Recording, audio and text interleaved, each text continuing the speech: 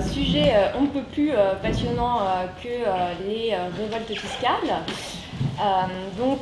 Malheureusement, on voit, alors bien entendu, c'est pas un phénomène contemporain, parce que comme Victor Fouquet va sûrement nous l'expliquer, notre pays a connu des milliers de révoltes fiscales, que ce soit sous l'Ancien Régime ou ultérieurement au 19e, au 20e siècle. Donc rien de nouveau sur ce plan-là, mais on constate quand même que depuis plusieurs années, on a une nouvelle succession alors, de contestations ou de révoltes fiscales, hein, parce que si par exemple on prend les pigeons en 2012 qui se sont révoltés, enfin qui ont plutôt contesté la taxation un peu trop gourmande, on va dire, des plus-values mobilières voulues par François Hollande. J'appellerais pas ça une révolte, mais c'était quand même une contestation bien organisée et assez médiatisée.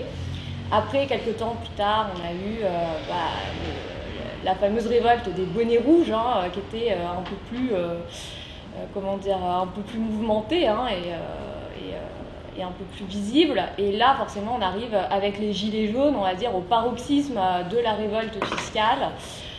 Révolte fiscale qui est un petit peu difficile à appréhender. Bon, je pense que Victor Fouquet le fera un peu mieux que moi. Mais ça a quand même commencé par une contestation assez vive d'une taxe carbone. Taxe carbone qui est une taxe très politique, et c'est vrai qu'on n'en a pas beaucoup discuté, je trouve, de cette taxe, parce qu'on s'est tout de suite focalisé sur le mouvement des Gilets jaunes, mais c'est quand même une taxe qui a suscité des révoltes dans d'autres pays dans le monde. C'est pas propre à la France, c'est quand même une taxe qui, prenons l'exemple de l'Australie, c'est une taxe qui a été instaurée en Australie en 2010, et qui a soulevé les foules un peu comme ça a été fait en France, sauf qu'en France ça a mis un peu plus de temps, parce que l'impact n'a pas été direct en raison du prix assez bas du pétrole au moment où elle a été instaurée. Mais on va dire qu'en Australie, c'est un très bon exemple, enfin ça a préfiguré ce qui s'est passé en France, à savoir qu'on a eu des manifestations pendant plusieurs mois, et en définitive, le Premier ministre a dû démissionner, et son successeur a quand même été élu en faisant campagne à 99% sur le fait qu'il allait abolir la taxe carbone. Donc c'est une taxe très politique. Moi, j'avais beaucoup d'espoir, en fait, au moment où on a eu l'acte 1 de la révolte des Gilets jaunes. D'ailleurs, j'y étais. On ne devait pas croiser François Boulot, mais j'y étais, comme un certain monsieur en face de moi, d'ailleurs. Donc je fondais beaucoup d'espérance sur l'abolition de la taxe carbone, que je trouve très injuste, parce que, bon, on va dire qu'elle cible principalement les ménages et exonère certains secteurs d'activité de façon assez contestable. Bon, malheureusement, en France, on a un peu du mal à se focaliser sur quelque chose, donc bien sûr, c'est parti dans tous les sens, et de la contestation de la taxe carbone, on est arrivé à la contestation d'à peu près toute la fiscalité, et à peu près de tout ce qui se passe en France. On va dire qu'on n'est plus vraiment dans la révolte fiscale, là on est dans la révolte tout court. On va dire qu'on est vraiment arrivé à la contestation de tout et n'importe quoi, et pas seulement d'un impôt, parce qu'on parle même plus de la taxe carbone. En définitive, le prix de l'essence aujourd'hui est revenu à peu près au même niveau que l'année dernière, au moment où s'est déclenchée la taxe carbone, mais plus personne parle de la taxe carbone. Donc voilà, bon, c'était une petite digression, mais tout ça pour dire que on est arrivé à un stade dans notre pays où on a une érosion du consentement à l'impôt, malheureusement. Pourquoi? Parce que, bon, déjà rappelons que le consentement à l'impôt repose sur la confiance qu'on doit avoir légitimement à l'égard de l'État et des autres contribuables. Donc à l'égard de l'État, qu'est-ce qu'on peut constater? Qu'il y a un discrédit de nos dirigeants qui incarnent l'État. Malheureusement, depuis, c'est pas propre à Macron, c'est quand même un phénomène global, je pense que Victor Fouquet le rappellera, c'est quand même un phénomène ancien, et bon, là on arrive à un stade assez déplorable, mais on va dire que c'est quand même la succession d'événements, enfin il y a une succession d'événements avant celui auquel on est confronté aujourd'hui. Et donc on peut voir que les contribuables, de manière générale, n'ont plus confiance en leurs dirigeants et donc en l'État. Pourquoi? Parce que, à force de faire des promesses qui ne sont pas tenues, à force de faire des démentis d'annoncer le matin la suppression d'une taxe, de se dire en définitive dans l'après-midi qu'on ne sait pas trop, et puis le soir en fait on propose la hausse d'une nouvelle taxe et le lendemain en fait on ne sait plus trop et le surlendemain, c'est un peu ça, hein, c'est quand même la cacophonie fiscale absolue, donc beaucoup de remises en cause, beaucoup de démentis, beaucoup de ballons d'essai fiscaux aussi qui exaspèrent l'opinion publique parce que comment travailler sereinement et investir aussi sereinement quand on vous annonce à peu près tous les jours que vous allez être surtaxé sur tel ou tel investissement, c'est pas possible.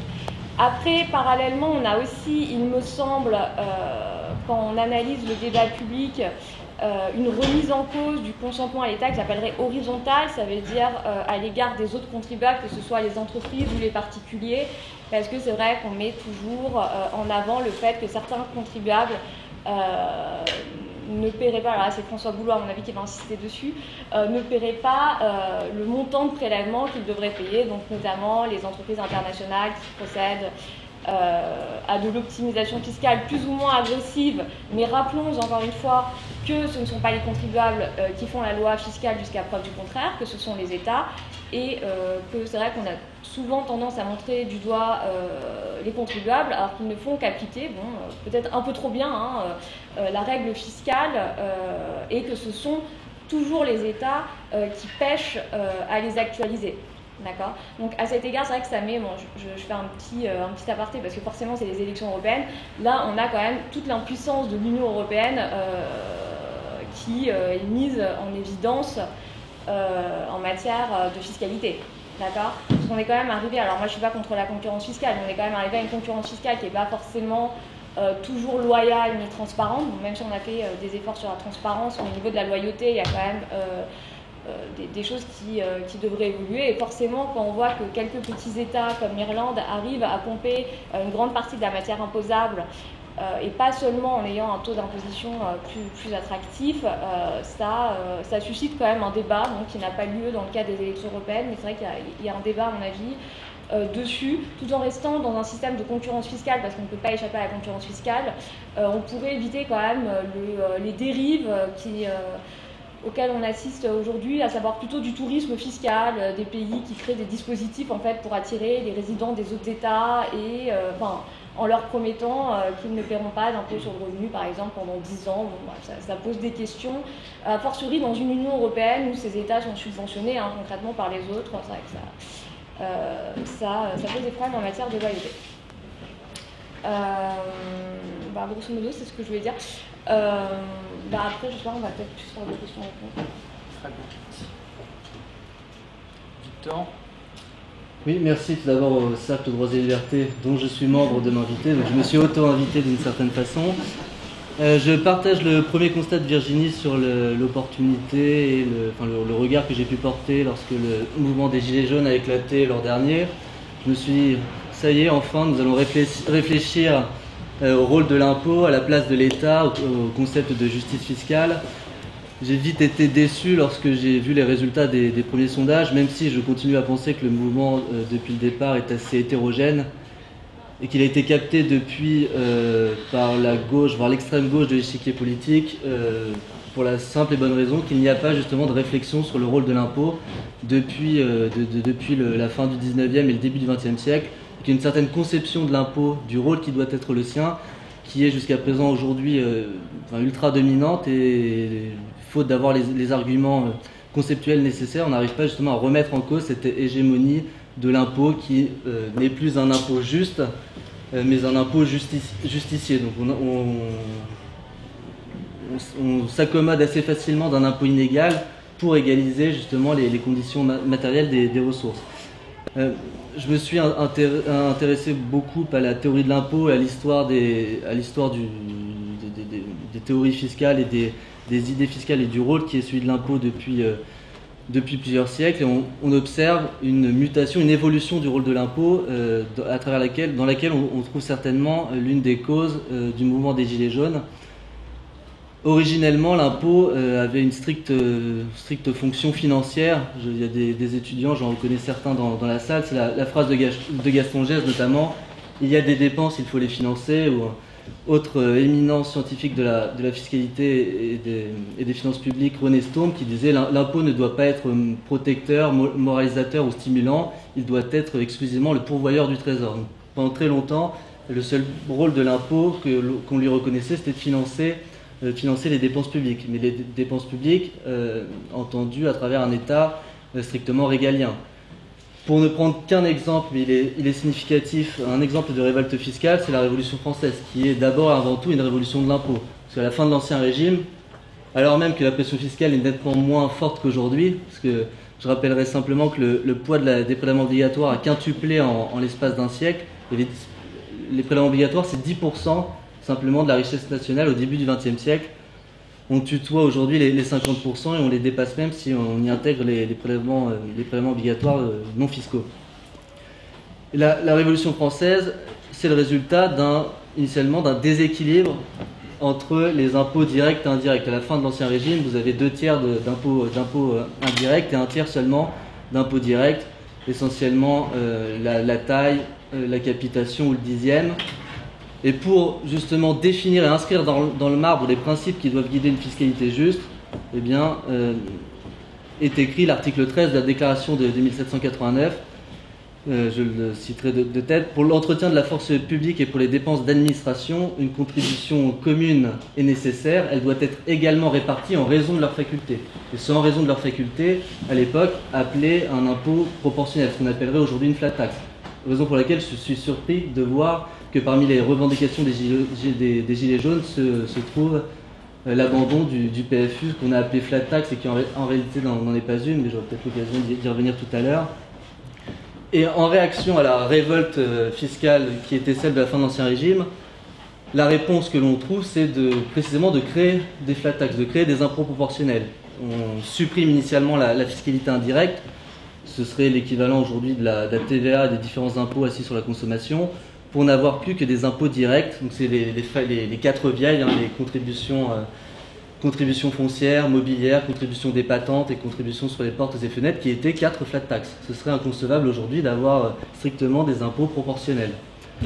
Très rapidement, on s'aperçoit que les impôts directs ne suffisent pas à alimenter le budget de l'État, donc réapparaissent les impôts indirects, notamment les droits de circulation sur les marchandises. Et le basculement, et j'en viendrai ensuite à la crise des Gilets jaunes, le basculement se fait au tournant du XXe siècle, et le premier impôt progressif en France, ce sont les droits de succession en 1901, initié non pas par un rouge, mais par Raymond Poincaré, qui présente en 1894 un projet d'impôt sur les successions, qui inquiète déjà les libéraux, notamment Léon C, le petit-fils de Jean-Baptiste C, qui dit pourquoi proposer la progressivité, vous ouvrez une porte et la gauche, l'extrême gauche va s'engouffrer dedans et on aura des impôts très rapidement progressifs et confiscatoires. La véritable évolution, ensuite, à travers le fameux impôt Caillaux, mais qui n'est là encore pas un impôt redistributif, puisque les taux sont quand on crée l'impôt sur le revenu Caillaux en deux temps, 1914-1917, les taux sont de 2%. Enfin, en 1914, on crée l'impôt général. L'impôt général est progressif sur le revenu, le taux est de 2%, c'est là encore inconcevable aujourd'hui. On complète cet impôt général et progressif par plusieurs cédules, c'est les différentes catégories de revenus en 1917, avec des taux qui, là encore, sont compris entre 3,5 et 4,5%. C'est extrêmement modéré. L'impôt n'a plus, à partir de ce moment-là, pour simple objectif de financer la dépense publique, mais de redistribuer les richesses de façon sans doute arbitraire. Et à ce deuxième rôle de l'impôt a été ajouté plus récemment une fonction moralisatrice et comportementale. Et la crise des Gilets jaunes part de là, Virginie le disait tout à l'heure, puisqu'elle était déclenchée initialement par une hausse de la taxe sur l'énergie. Donc on a très rapidement une mutation du rôle de l'impôt. Et je crois profondément qu'on demande à l'impôt, on en demande trop à l'impôt. Dès lors qu'on abandonne la simple proportionnalité, la simple fonction financière, on introduit l'arbitraire, si bien que le système fiscal devient illisible, que le contribuable ne sait pas très bien ce qu'il paie, ce qu'il reçoit en échange. Et la complexité et l'illisibilité, c'est le point commun très symptomatique de la fiscalité actuelle avec la fiscalité d'Ancien Régime. Et le paradoxe, on se félicite aujourd'hui d'avoir un système fiscalo-social extrêmement redistributif, mais on ne voit pas les effets néfastes que ça a sur l'économie et sur la croissance qui est tarie et sur la pauvreté et le chômage qui ne sont par conséquent pas réduits significativement. Donc on utilise d'un côté le levier budgétaire pour attribuer des allocations sous conditions de ressources au nom de la redistribution, et parallèlement on utilise l'impôt lui aussi comme instrument de redistribution, si bien que vous avez une concentration de la charge sur ce qu'on appelle les classes moyennes, qui sont à la fois trop riches pour bénéficier des aides et des allocations que lui octroie l'État, puisqu'elles le sont sous conditions de ressources, et étant trop fortuné, il ne peut pas y avoir droit, et il est à la fois suffisamment riche pour avoir à financer les aides dont il ne peut pas bénéficier par l'impôt, et encore plus par la progressivité de l'impôt. Donc il y a un impôt qui n'est plus consenti, et d'ailleurs il n'a pas fallu attendre la crise des Gilets jaunes, mais l'exil fiscal est lui aussi une preuve d'un impôt qui n'est plus consenti. Le travail au noir lui aussi est une preuve d'un impôt qui n'est plus consenti. Et le consentement à l'impôt, pour être viable et pérenne dans une société démocratique, parlementaire et représentative comme l'est le système français actuel, comment précisément d'avoir un impôt proportionnel, c'est-à-dire d'avoir une conception de l'égalité qui soit juridique, donc un même taux pour tout le monde, une égalité devant l'impôt, et non plus des taux qui sont progressifs et qui sont fixés de manière arbitraire, puisque vous pouvez toujours, dans un système représentatif, où l'impôt est consenti non pas directement, comme le disait Virginie, par le contribuable, mais à travers les représentants que sont les parlementaires, il est facile pour les hommes de l'État qui sont démagogues de faire payer les dépenses publiques, dont parallèlement ils souhaitent que le coût augmente, et de faire payer cette dépense publique par d'autres que ceux dont ils sollicitent les suffrages. C'est très facile de solliciter la charge fiscale sur une minorité de contribuables et de promettre en contrepartie, par le levier budgétaire, une distribution trop généreuse des allocations budgétaires. Donc, je vais laisser la parole à François Boulot, mais la réflexion aujourd'hui doit porter précisément sur le rôle que l'on doit conférer à l'impôt et sur sa mission, la mission qui doit être la sienne. Bon. J'espère que vous n'êtes pas timide. Je voudrais commencer par une question pour savoir un peu qui vous êtes. Je vais essayer de la poser en des termes le plus neutres possible. Qui pense qu'il est risqué d'essayer d'imposer les ultra-riches comme les autres parce qu'ils risquent de s'exiler fiscalement et donc de pénaliser l'économie? Ok, c'est assez partagé. Très bien. Bon. Je ne vais pas m'appesantir sur le titre qui est un prétexte à notre débat sur la fiscalité et non pas à la qualification de ce qu'est le mouvement des Gilets jaunes. Mais pour dire les choses clairement, c'est pas une révolte fiscale, c'est pas une jacquerie populiste, c'est un processus révolutionnaire qui s'est enclenché. Vous avez là des milliers de personnes qui ont pris conscience, qui ont décidé de se réveiller, qui ont relevé la tête, ils la baisseront plus, ils rentreront pas chez eux comme avant, il n'y aura pas de retour à l'état antérieur. Le couvercle a sauté et donc vous pouvez être sûr que le processus il est enclenché. Personne ne pourra dire si ça va continuer sous la forme du mouvement des Gilets jaunes, mais en revanche, le processus d'émancipation et de contestation du système en place, il est irréversible. Et donc, on aboutira d'une manière ou d'une autre à une polarisation, c'est-à-dire soit un régime ultra-autoritaire, on a les prémices, soit à une révolution. La révolution, ce n'est pas forcément par les armes, elle peut être par les institutions, par le suffrage, mais on va avoir un changement radical. Il est certain parce que vous avez une polarisation des positions qui s'est opérée en plus à une vitesse accélérée depuis la naissance du mouvement. Mais ce n'est pas le cœur de notre sujet, mais en fait ça nous oblige à repenser la fiscalité.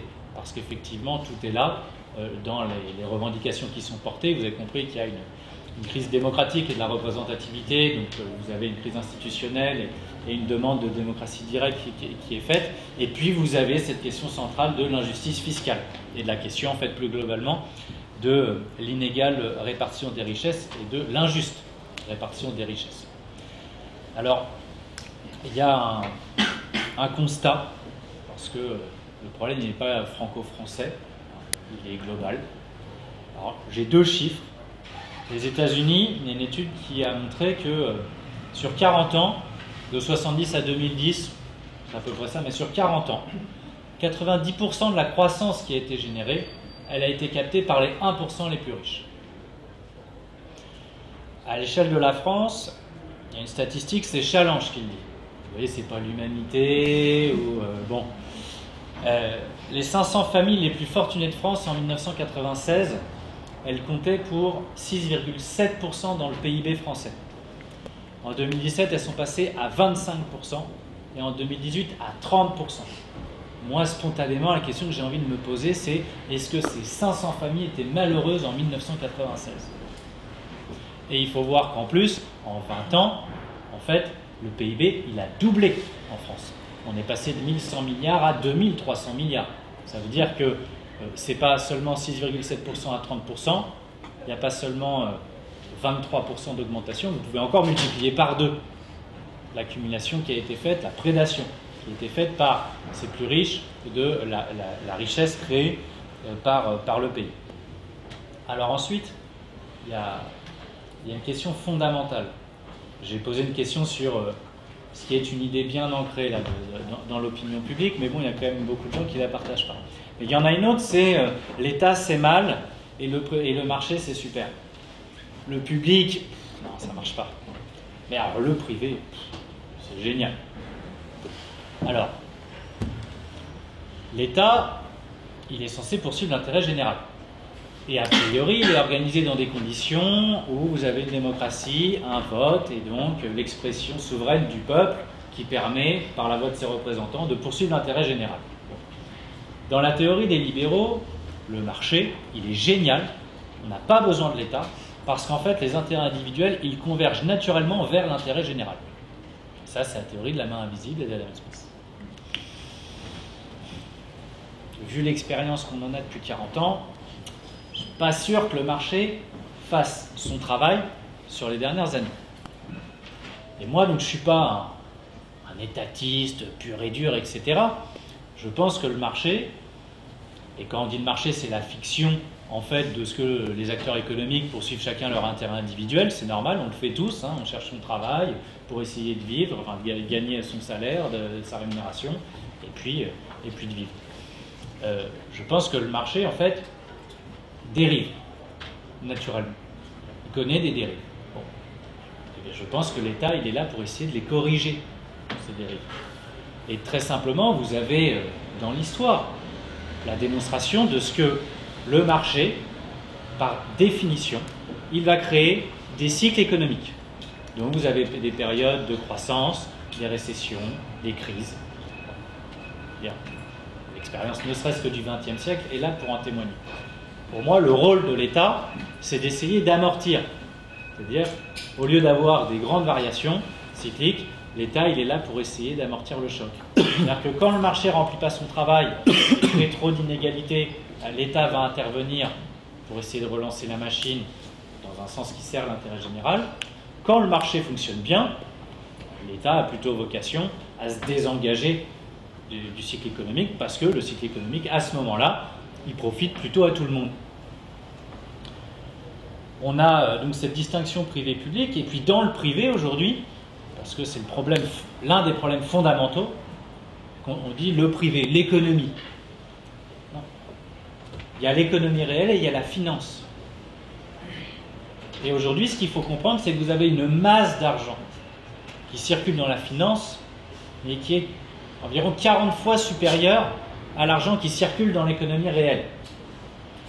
Et alors, on vous dit, ne vous inquiétez pas, parce que la finance sert l'économie. Vous voyez, on va donner de l'argent à la finance, on va faire en sorte qu'on puisse spéculer, et ça sert. C'est ce qui va permettre de financer les entreprises. C'est à ça que sert la bourse. On nous explique. En réalité, quand on fait un travail sérieux, dans la finance, vous avez le marché primaire et le marché secondaire. Le marché primaire, il n'y a que deux opérations. C'est soit vous avez une création d'entreprise, soit vous avez une augmentation de capital. Dans les deux cas, on crée des actions.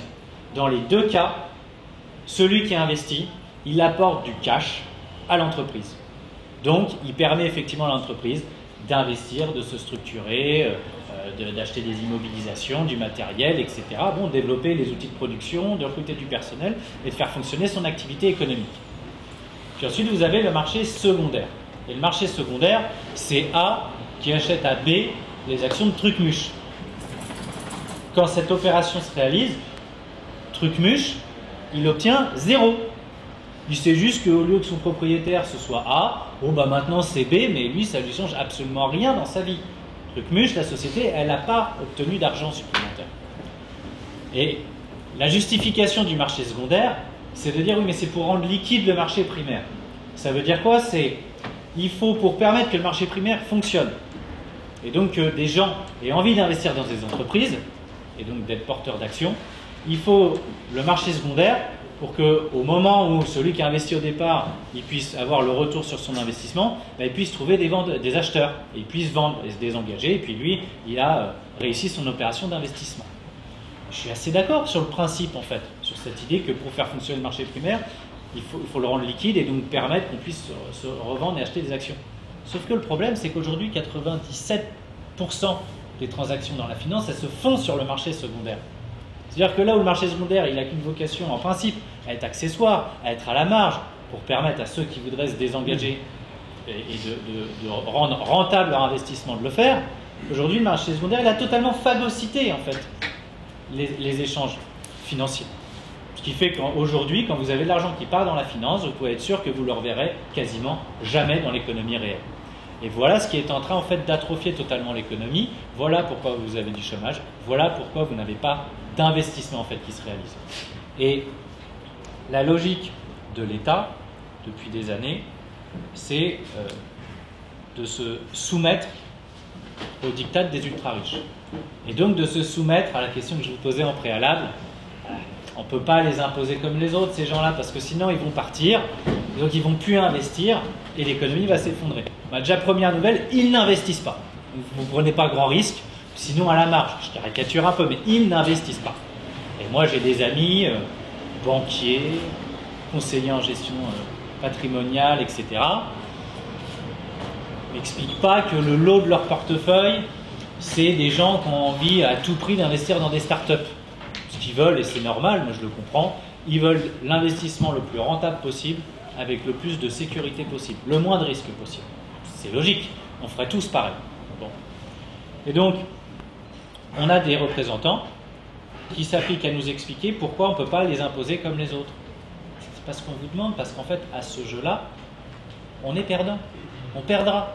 C'est-à-dire que si on se soumet à la concurrence fiscale qui serait inévitable, il faut arrêter de se prendre la tête sur la politique, voter, arrêter tout. On enlève l'État, ça ne sert à rien. Bon, il est là pour protéger la propriété privée, il y a la police qui est là pour protéger la propriété privée, la justice pour condamner les gens, et puis c'est tout. Il faut arrêter de faire de la politique. Si ce sont ces gens-là qui doivent, j'ai entendu consentement à l'impôt. Et j'ai entendu, les impôts, ce serait l'arbitraire. Certains impôts. Même certains impôts. Même si c'est certains impôts. C'est pas possible. Dans les principes, c'est pas possible. Les impôts, c'est l'État. L'État, c'est le peuple. C'est la démocratie. On n'a pas encore inventé d'autres choses. Alors je sais bien, il y a Jacques Attali qui nous explique qu'il y a la démocratie et il y a le progrès. Le progrès ressemble fort à une dictature, quand on pose ces termes, dans ces termes-là le débat. Mais c'est l'État. La loi, c'est l'expression de la volonté générale et de la délibération collective du peuple par la voix de ses représentants. Donc il ne peut pas y avoir d'arbitraire. C'est le processus le plus légitime, en principe. Et donc consentement à l'impôt, mais moi je demande à personne de consentir à l'impôt. Je ne veux pas me soumettre à ça. C'est la loi. Et chacun se doit se soumettre à la loi. C'est-à-dire, on n'a pas le droit de voler la voiture de son voisin. On ne va pas me demander de consentir au fait que je conduis que ma voiture. Enfin, j'en sais rien. Je veux dire, les lois, elles s'appliquent à tout le monde.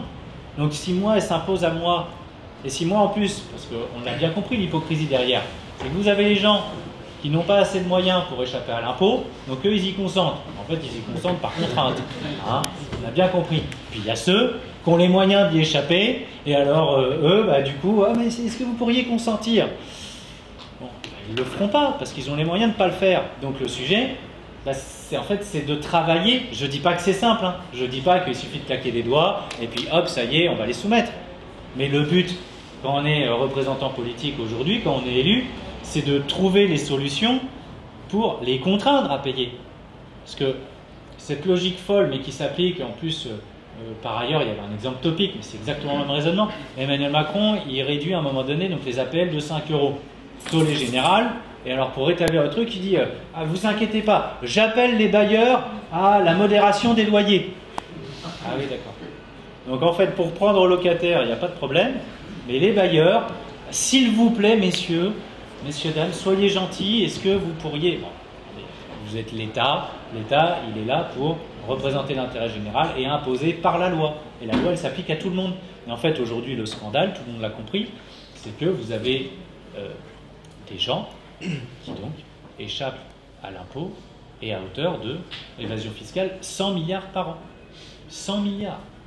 100 milliards par an, alors je ne sais pas si tout le monde a des chiffres en tête, parce que milliards, bon, je ne me représente pas trop ce que c'est, hein, comme ça. Il faut comparer. Le budget total des recettes de l'État, c'est 240 milliards par an. Le déficit de la France, on nous bassine tout le temps avec le déficit public, voilà, c'est une catastrophe, etc. Bon, soit dit en passant, on nous explique que c'est génial, on a inventé une super règle, c'est le déficit ne doit pas dépasser 3% du PIB. D'accord. Ça fait 40 ans qu'on ne dépasse pas les 3% du PIB, donc ça fait 40 ans qu'on fait du déficit et qu'on augmente la dette tous les ans. Et on nous explique que ces gens-là sont des gens sérieux. Si vous êtes sérieux, à un moment donné, vous arrêtez de faire du déficit si la dette est un problème. Vous essayez de trouver les moyens de... Bon. Si on résout ce problème des 100 milliards, encore une fois, je ne vous dis pas qu'on claque des doigts et on résout le problème, mais si on résout ce problème, il n'y a plus de déficit et on dégage même un excédent de 25 milliards. C'est peut-être un sujet sur lequel on pourrait essayer de travailler, ça paraît être l'urgence quand même, vu que nos comptes publics posent un problème. Et qu'est-ce qu'on fait? Rien. Mieux, on leur fait des cadeaux, ces gens-là. Ben oui. On leur donne la réforme de l'ISF, la flat tax, l'exit tax, le CICE, c'est 30 milliards par an. C'est-à-dire que non seulement, donc cherchez pas, ils ne vont pas essayer d'aller les chercher, les 100 milliards. Mais non, ils vous expliquent que ces gens-là sont ceux qui vont investir dans l'économie, donc il faut qu'on leur donne encore plus d'argent, et ça va ruisseler. Non, il n'est pas pour la théorie du décèlement, lui il croit au premier de cordée. Sauf qu'en fait, ça fait des années que ces gens-là, ils ont coupé la corde. C'est tout. Hein, faut pas chercher plus loin. Donc en fait, vous ne les retrouverez jamais. Votre argent, vous ne les retrouverez jamais. Et donc après, on rentrera certainement dans la technique, sur l'ISF, etc. Mais vous voyez là que... mais vous voyez là qu'en fait, ce raisonnement est une impasse et que à continuer comme ça, on n'y arrivera jamais. Et il y a pourtant des premières solutions qui sont juste du bon sens. Je ne dis pas que ça va tout résoudre. Mais déjà, vous faites l'impôt sur la nationalité comme les États-Unis. Pour que déjà les personnes physiques, elles arrêtent de nous dire « Ah ben non, mais moi, je ne consens pas à l'impôt, donc je vais partir. » Vas-y, pars mon gars, il n'y a pas de problème. Mais tu peux aller n'importe où. Tu paieras ton impôt à la France. C'est simple. Les États-Unis le font. Et puis, un truc de bon sens aussi, c'est les peines planchées de prison, 3 ans pour les fraudeurs fiscaux. Je vous dis pas pour celui, je sais, là j'ai mon voisin, il commence. Donc sur les peines planchées, je crois que tu étais plutôt d'accord. Ouais, elles ne sont pas appliquées par les juges. Bah, non mais c'est-à-dire que les peines ne sont pas appliquées, donc comme les juges ils ont une petite tendance à protéger les bourgeois, hein, et ben on va faire comme pour les délinquants. Oui, bon, je lance des trucs un peu provoques, hein, c'est pour vous réveiller un peu.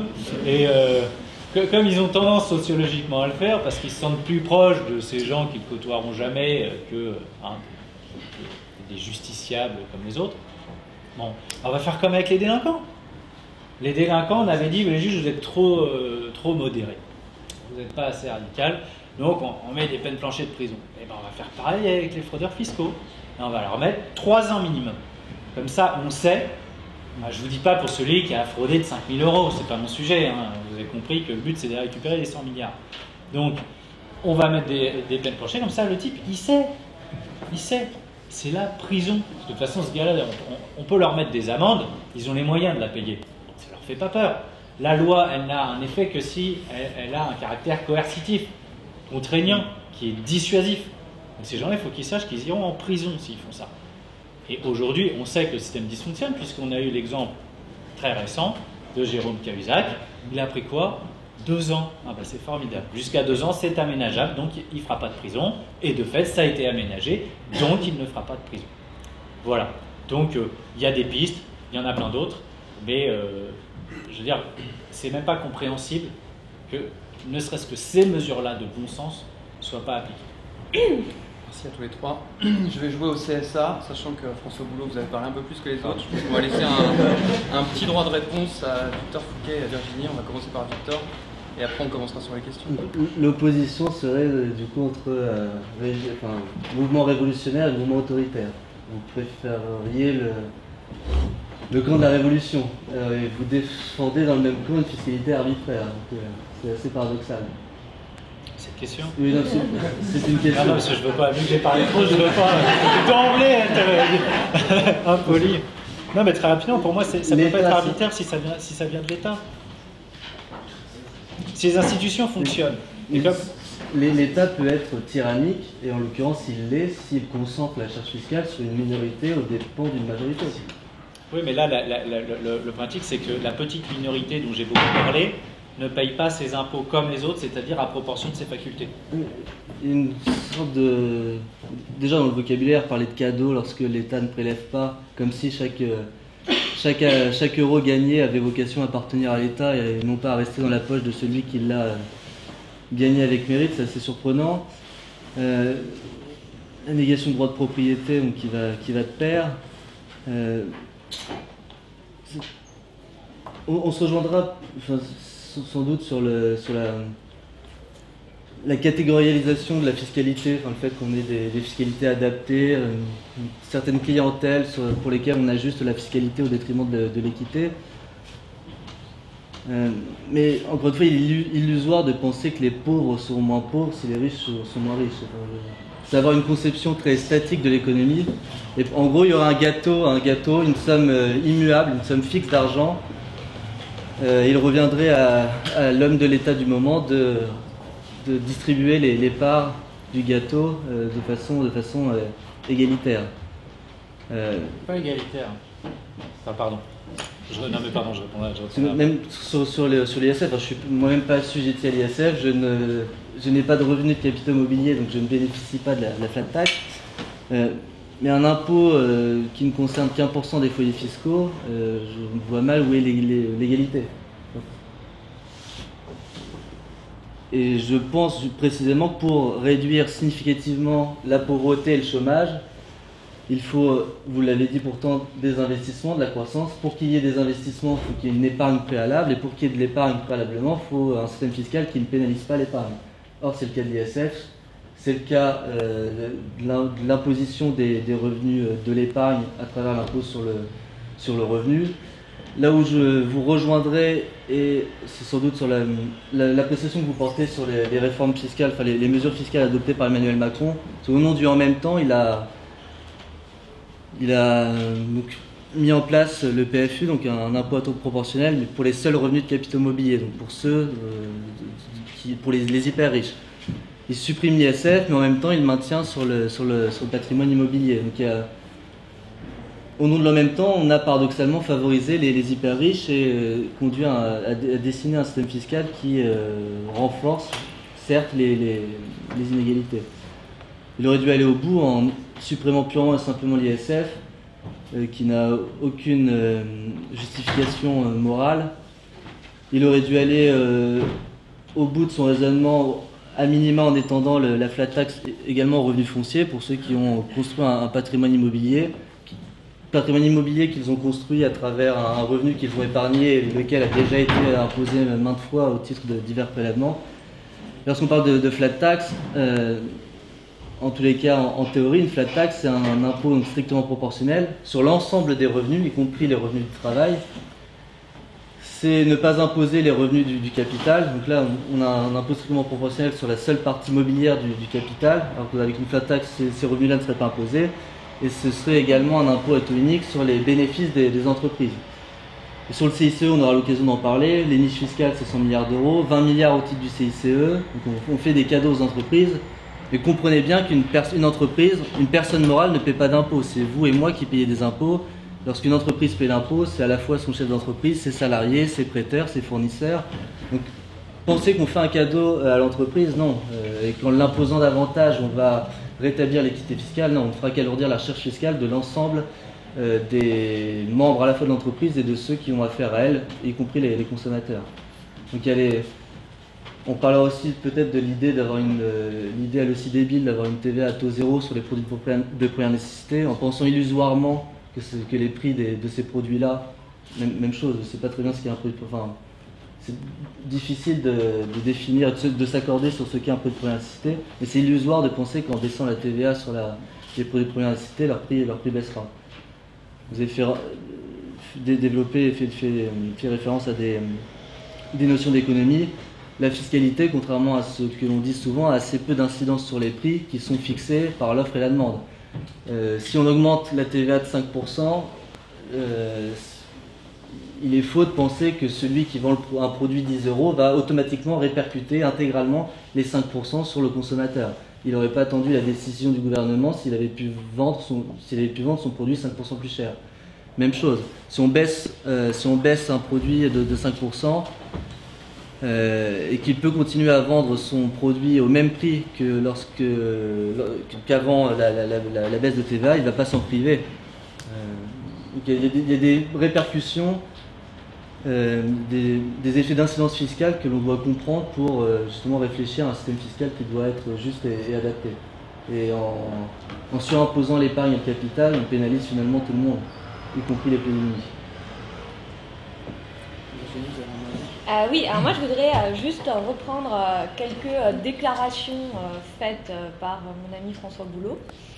Alors déjà sur la capacité de l'État à prélever, dire que l'État peut faire ce qu'il veut, qu'il suffit juste de voter des lois fiscales et penser que en fait les contribuables vont rester statiques et qu'ils vont faire des chèques à l'État, ça c'est totalement illusoire, d'accord ? Vous faites totalement fi du fait qu'il y a des pays, nos pays, des pays qui sont des pays voisins, notamment la Belgique ou le Portugal, où beaucoup de Français vont, parce qu'il y a énormément de personnes qui se sont exilées dans ces pays, parce qu'il faut bien comprendre qu'il n'y a plus de barrières fiscales. Il y a eu un moment l'exit tax, mais bon, c'est pas vraiment une barrière fiscale. Aujourd'hui, il faut bien comprendre que vous êtes libre d'aller où vous voulez. Que vous soyez une entreprise, vous pouvez délocaliser. Si vous êtes un particulier, vous pouvez partir vivre sous des cieux moins taxés. D'accord ? C'est très facile. Il suffit d'aller faire un tour à Genève, à Bruxelles ou à Londres pour s'en convaincre. Moi, j'ai vu plein de gens partir.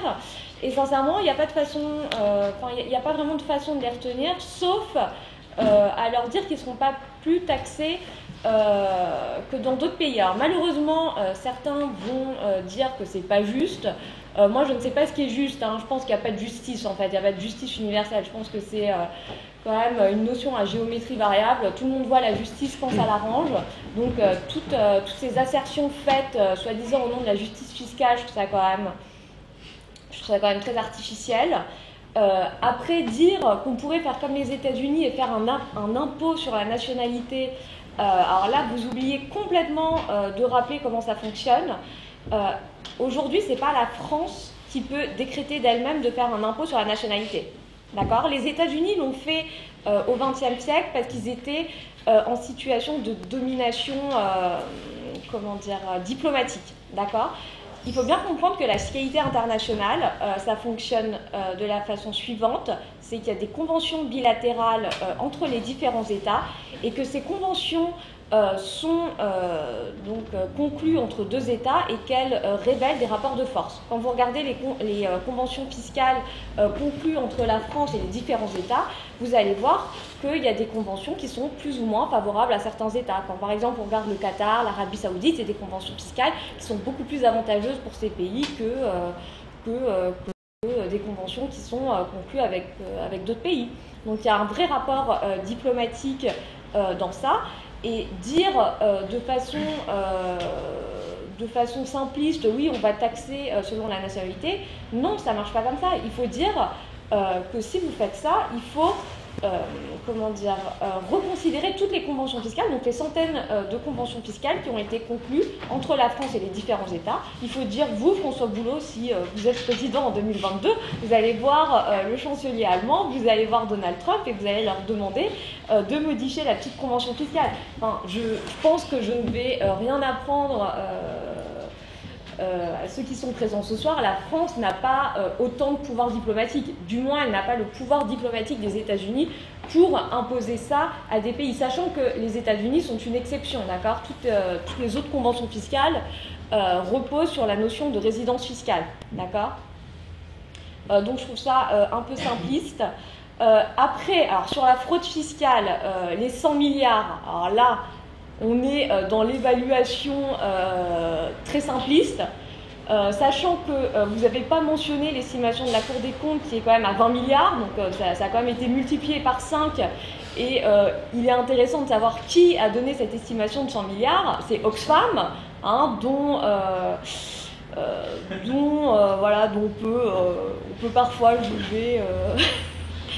On peut considérer qu'il n'est pas très impartial et un petit peu idéologique, hein, ce centre de recherche. Enfin, je ne sais même pas si c'est un centre de recherche, c'est un lobby, un lobby d'extrême gauche plutôt.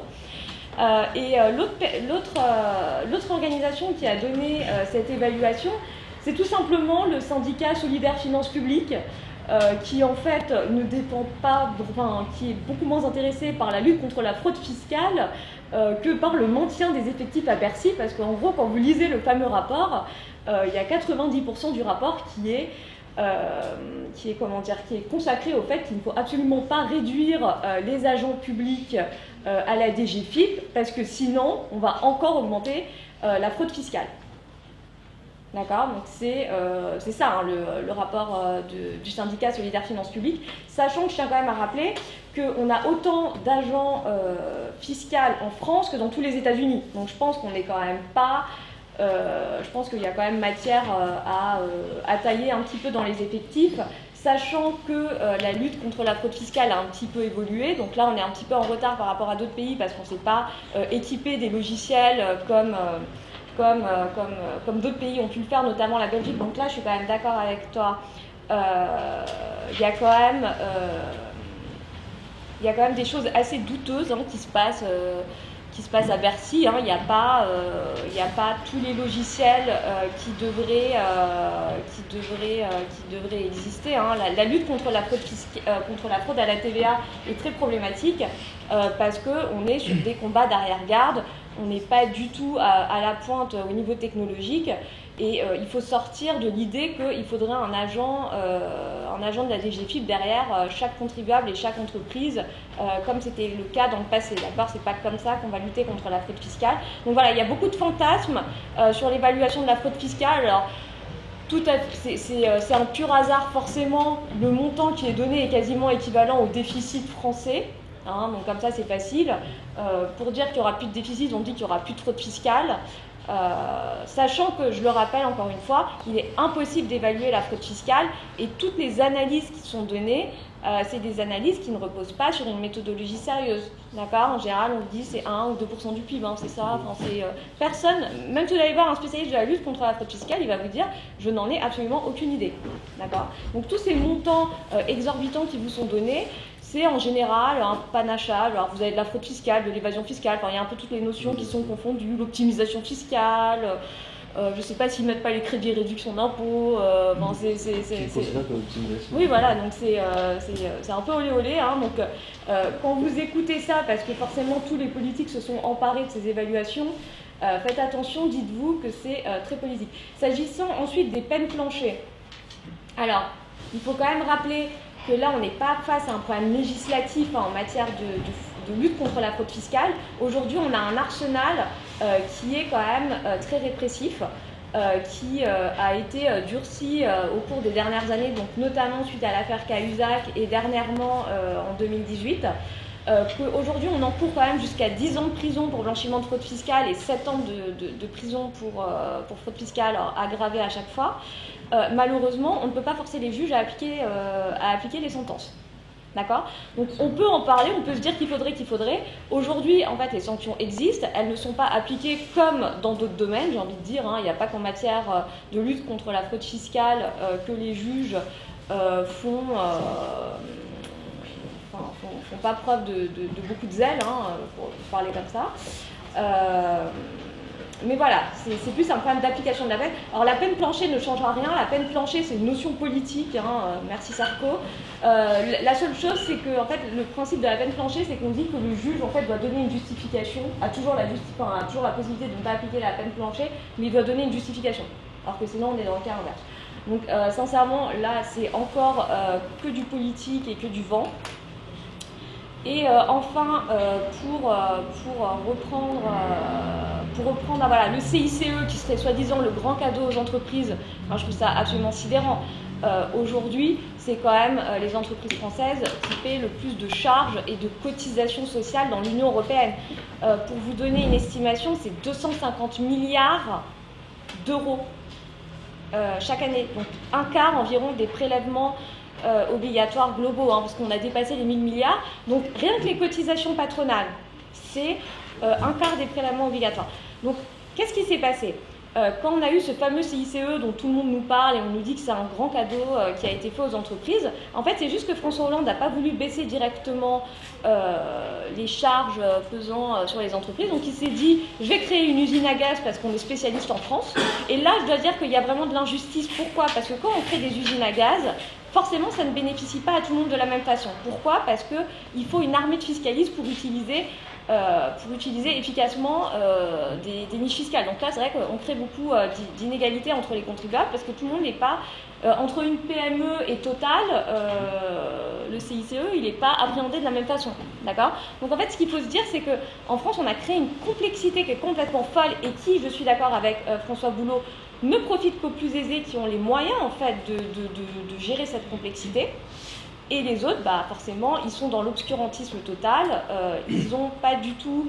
Aujourd'hui, personne ne comprend rien à la fiscalité, on est d'accord. Enfin, j'ai envie de dire, plus personne ne comprend rien, même les fiscalistes sont perdus. On essaie un peu de se mettre à jour, on essaie un peu de comprendre, mais clairement, on est quand même dans l'opacité la plus totale, sachant que cette opacité est encore renforcée par le fait qu'on rend les prélèvements de plus en plus invisibles. D'accord? Pourquoi? Parce qu'ils sont tous prélevés à la source. Aujourd'hui, un salarié n'a absolument... a une vision très biaisée de ce qu'il coûte, comment dire, des prélèvements qu'il doit acquitter. Parce que déjà, ses cotisations sociales, son impôt sur le revenu, sa CSG, est payé directement par son employeur. Donc il peut quand même le constater sur sa fiche de paie s'il ose encore regarder sa fiche de paie, parce que c'est quand même devenu un champ de bataille de prélèvements divers et variés. Et il n'a même pas conscience, parce que c'est pas sur sa fiche de paie, de ce qui est payé par son employeur. Et en général, c'est beaucoup plus élevé. Donc, moi, je pense que déjà, une bonne mesure serait d'instaurer un peu plus de transparence fiscale et, par exemple, je sais pas, d'obliger à ce que les salariés aient, je sais pas, un relevé des cotisations acquittées directement ou indirectement. Parce que tout ce qui est payé par les employeurs, je suis d'accord avec Victor Fouquet, comment dire, les entreprises ne paient pas d'impôts, c'est une fiction. Enfin, c'est une fiction. C'est une fiction juridique. C'est une fiction juridique. Aujourd'hui, qu'est-ce qu'on fait depuis des années? On augmente les cotisations employeurs parce qu'on veut nous laisser penser que c'est les employeurs qui vont payer les cotisations. Mais c'est complètement faux. Quand vous regardez, il suffit de regarder le salaire moyen en France, il est beaucoup plus faible que dans les autres pays. Il est beaucoup plus faible. Je crois qu'il y a 10 000 euros d'écart. J'avais regardé ça, c'est à peu près 10 000 euros d'écart avec nos voisins allemands, néerlandais, etc. On est bien en dessous. Pourquoi? Parce que en fait, c'est les cotisations qui sont payées par les employeurs qui ont une incidence sur le niveau de rémunération. Donc concrètement, vous êtes moins payé parce que votre employeur paie des cotisations à votre place et que forcément, il ne peut pas vous augmenter. Donc là, on est dans un système extrêmement pervers. Voilà, je vais arrêter de parler un petit peu. On va laisser François Boulot répondre et après on passera aux questions du public, ne vous inquiétez pas. Il y a pas mal de choses qui ont été dites. Il y aurait la concurrence fiscale qui s'oppose aux barrières. On ne peut pas mettre des barrières, ou il n'y a plus de barrières. Moi, je veux des barrières. des belles clôtures. Et la corde. La Bien corde, montée. en duo et court. Voilà. Et donc, il n'y aura pas que les 0,1% qui pourront s'échapper, même eux, voilà, ils ont beau être aussi grands qu'ils veulent, ils ne pourront pas enjamber la clôture. Et sur, par exemple, l'impôt sur la nationalité, absolument pas besoin, à mon avis, de remettre en cause les conventions fiscales. Il n'est pas question... Les États-Unis, c'est dans toutes les conventions fiscales conclues. Par exemple, vous regardez la convention fiscale États-Unis-France, c'est dans la convention fiscale, sinon c'est pas possible. Donc là, Mais non, parce qu'en en fait, ils le font, j'entends, c'est parce qu'ils ont le système qui crée, c'est pour créer une coopération entre l'administration française et les États-Unis pour que l'administration française dénonce les Américains qui... Non, ça c'est autre chose. Mais vous ne pouvez pas... ce qui se passe, c'est que votre loi nationale, vous ne pouvez pas l'imposer à un autre État si... Mais on ne l'impose pas, mais justement, on n'impose rien à l'autre État. Puisque... Mais si, parce que c'est de la double imposition. Non, justement. Dans la double imposition. Non, justement. Le système, c'est que... Non, mais le système, c'est que la personne va payer son impôt dans son pays de résidence. Et elle paye l'impôt qu'elle doit à cet État-là. Donc nous, on va pas, on se moque de savoir États-Unis, Venezuela, Chine ou ce qu'on veut. Le type, il est dans le pays en question, il va payer les impôts au centime près à l'État dans lequel il réside. Donc l'État, il n'a pas à se plaindre. Mais simplement, s'il en résulte une différence par rapport à l'impôt qu'il aurait dû payer à l'État français, c'est cette différence-là qu'on va imposer. Et on va demander au contribuable, parce qu'il est français, de nous déclarer ce qu'il a gagné, de nous déclarer l'impôt qu'il a payé dans son état de résidence. Et la différence, s'il y en a une, eh bien la différence, il la reverse à l'État français. Donc on n'atteint en rien la souveraineté des autres États, on n'atteint en rien le montant de l'impôt qu'ils auraient pu... C'est de l'organisation bilatérale. Je vous propose, pour ne pas trop continuer sur cette question... juste, parce que j'avais plein de choses à... bien sûr. Et juste sur cette question de la taxation de la nationalité, vu qu'on a un blog où on publie des articles, je propose à Virginie Pradel et François Boulot de chacun de nous envoyer un petit article qu'on publiera avec grand plaisir sur ce sujet. Comme ça, vous mettrez aussi à contribution. Je vous laisse terminer. Mais pourquoi pas, mais le débat est intéressant, il faut voir. Moi, je ne vois pas ce qui rentre en contradiction avec les conventions fiscales. Mais c'est un sujet à travailler. Là, pour le coup, je ne suis pas l'expert en convention fiscale internationale. Mais sur le principe, je ne vois pas ce qui s'y oppose. Ah non, mais si, peut-être sur le principe. Non, mais peut-être. C'est pas possible. Non, mais vraiment, c'est vraiment pas du tout possible. Voilà. Je préfère le dire clairement. Moi, j'aime bien ouvrir le champ des possibles, quand même. Il y a quand même une petite tendance aujourd'hui à nous dire c'est pas possible.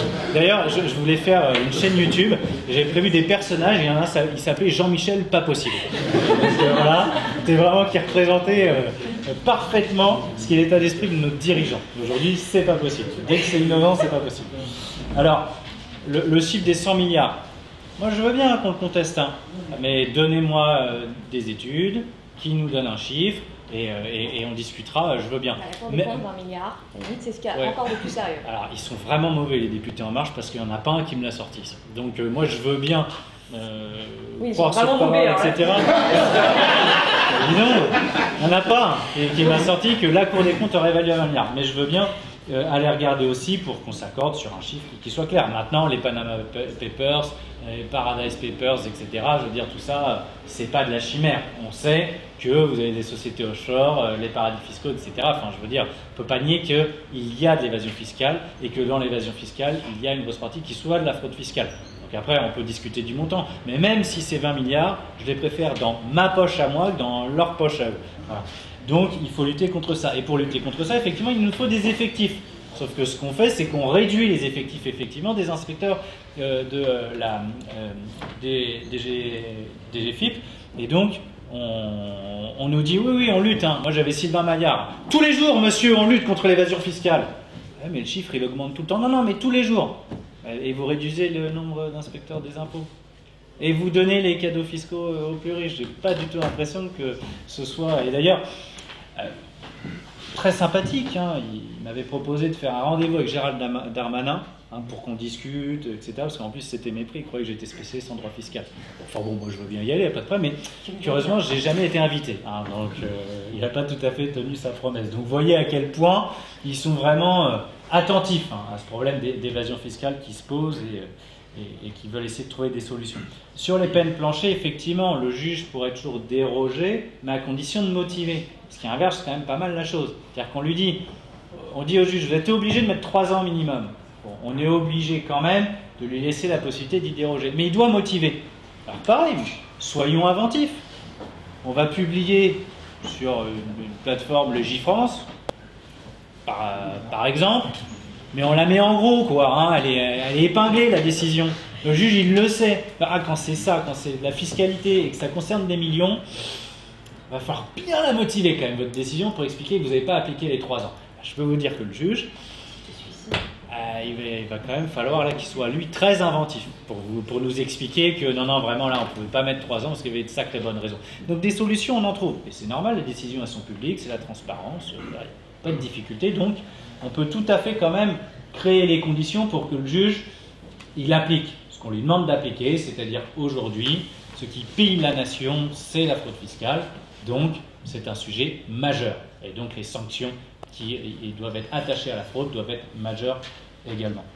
Je sors des aspects un peu techniques pour revenir un peu globalement, parce que vous disiez donc, ça c'est la rengaine qui m'amuse, elle m'amuse beaucoup, parce qu'en fait, je pensais ça avant. Autant béni. Peut-être je me suis abruti considérablement ces dernières années, mais il y a une stat qui est toujours donnée. Alors, il y a les charges sociales, et puis il y a, vous ne vous rendez pas compte, la dépense publique, c'est 56% du PIB. Mais vous vous rendez compte, on ne peut pas continuer là. Et derrière ça, l'idée c'est que l'État, en fait, il mettrait l'argent au feu.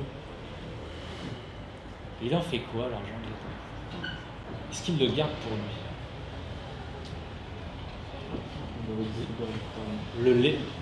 Non, l'État, il le redistribue. Pas arbitrairement, c'est la démocratie, c'est l'État. On vote pour des gens, ils ont des programmes. Donc la démocratie, c'est la tyrannie de la majorité. Donc 90 personnes sont tout à fait disposées et légitimes à spolier 10 personnes au nom de la démocratie. Mais après, moi, je veux bien qu'on discute de l'imperfection totale aujourd'hui de la démocratie. C'est clair, c'est d'ailleurs l'une des revendications du mouvement. Dire, votre démocratie, ça ne marche pas, parce que précisément, on ne poursuit plus l'intérêt général. Mais enfin, là, vous substituez à la démocratie l'arbitraire, simplement, c'est quasi la loi du talion, quoi. Vous abandonnez les gens au rapport de force. C'est-à-dire que moi, si je suis votre logique, on supprime aussi le droit du travail. On revient au 19e siècle, et il n'y a plus besoin de réguler les rapports entre les gens. Le puissant va bouffer le faible. Parce que c'est ça, en fait. Je veux dire, Lacordaire l'a expliqué. Entre le fort et le faible, entre le pauvre et le riche, entre le maître et l'esclave, c'est la liberté qui opprime et c'est la loi qui protège. Donc, dans le marché, vous avez des rapports de force qui se jouent. Et le gros, il bouffe le petit, c'est comme ça. De tout temps, c'est comme ça. Si demain, vous allez voir votre patron, vous allez voir votre potentiel employeur, il y a 100 candidats à côté de vous qui ont globalement le même CV. Ça va être dur de négocier votre salaire. A priori, ça va être compliqué. Si vous êtes le seul sur le marché, là on discute autrement. La loi, elle est là toujours pour essayer de compenser les rapports de force, pour les équilibrer, pour mettre dans les échanges contractuels un équilibre et s'assurer de la bonne foi, de la loyauté. Et en matière d'économie et de fiscalité, c'est pareil. L'État, il est là pour réguler les choses et rétablir une certaine forme d'équité. Et l'État, non, il ne redistribue pas arbitrairement. Il redistribue peut-être très mal. Ça, j'en suis d'accord. Mais il redistribue. L'argent, en tout cas, ce qui est important pour moi, c'est qu'il ne le garde pas dans ses coffres forts. Il le redistribue. Alors peut-être qu'il donne trop d'aide sociale à je ne sais qui. Peut-être qu'il donne un peu trop d'aide fiscale aussi à je ne sais qui tout là-haut. Voilà. Et le problème majeur sur lequel que j'exposais, mais j'ai oublié peut-être de conclure sur le sujet, c'est qu'aujourd'hui vous avez une masse d'argent colossale qui part dans la finance. Il me semble que la priorité de l'État, c'est de rediriger cette masse d'argent vers l'économie réelle. Et donc quand vous faites une fiscalité sérieuse, eh ben, vous conditionnez les exonérations au fait que l'argent qui dort aujourd'hui, qui est de l'épargne, vous le conditionnez au fait qu'ils s'investissent dans l'économie. Qu'est-ce qu'ils ont fait avec l'ISF? Ils ont supprimé la partie qui imposait le patrimoine financier, ils ont maintenu sur le patrimoine immobilier. Très injuste en soi, parce qu'effectivement, le patrimoine immobilier, c'est plutôt les petits riches qui sont imposés sur l'immobilier, qui ont un patrimoine immobilier, qui sont maintenant assujettis à l'ISF, parce qu'il y a une inflation, comme tout le monde le sait, des prix de l'immobilier. Donc, Vous avez les petits riches qui sont imposés, les gros riches qui ont plutôt un patrimoine financier, eux, maintenant ils sont exonérés. Ils n'ont même plus besoin d'investir dans l'économie, ils sont exonérés. Donc ils peuvent se contenter d'avoir de l'épargne, qui vont investir dans des produits spéculatifs, et ils sont exonérés. Ben, attendez, vous êtes complètement fou. Si vous voulez faire marcher l'économie, parce que c'est l'argument, il faut favoriser les investissements, j'en suis d'accord. Et bien conditionner au moins les exonérations au fait que l'argent il s'investit effectivement dans l'économie, c'est tout ce qu'on vous demande. Donc par exemple, parce que en plus c'est comme si on n'avait pas des gens inventifs, avant la réforme, il y avait déjà une exonération qui était prévue à hauteur de 50% pour toutes les sommes qui s'investissaient dans le capital des PME. Et bien passez à 100% l'exonération, puis là il n'y a pas de problème.